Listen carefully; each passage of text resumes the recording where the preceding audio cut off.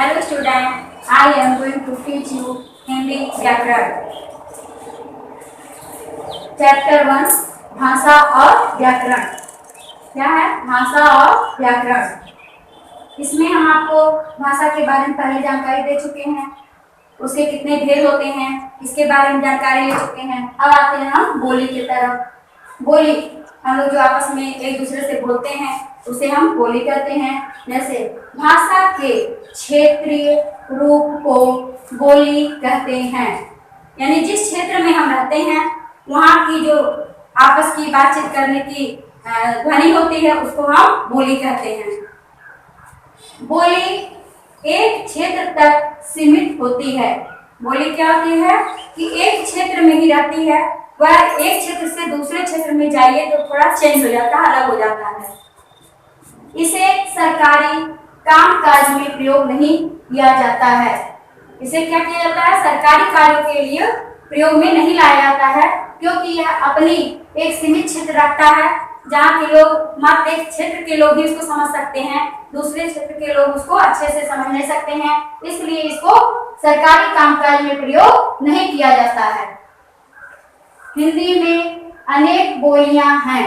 हिंदी में बहुत सारी बोलियां हैं, जैसे अवधी, ब्रजभाषा, हरियाणवी, छत्तीसगढ़ी आदि।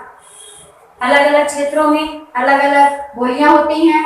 उन्हीं बोलियों में अवधी है, ब्रजभाषा है, हरियाणवी है, छत्तीसगढ़ी है, इस तरह और भी अनेकों बोलियां हैं। अब हम आते हैं आपको लिपि।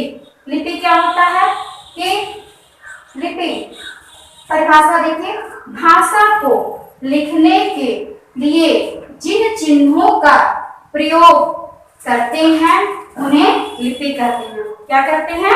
लिपि कहते हैं। लिपि कहते हैं। ठीक, तो हम इस तरह से देखते हैं कि जिन चिन्हों का प्रयोग करके हम किसी भी भाषा को लिखने के लिए व्यवस्थित करते हैं उसको हम लिपि के रूप में जानते हैं। जिस लिपि में हिंदी भाषा लिखी जाती है, कौन सी भाषा? हिंदी भाषा लिखी जाती है, उसे देवनागरी लिपि कहते हैं। क्या कहते हैं बच्चों? देवनागरी लिपि कहते हैं। कुछ अन्य लिपियां इस प्रकार हैं।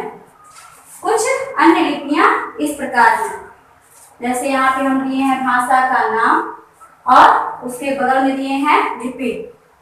पहला देखते हैं ये संस्कृत, और संस्कृत को हम लिखते हैं देवनागरी लिपि में।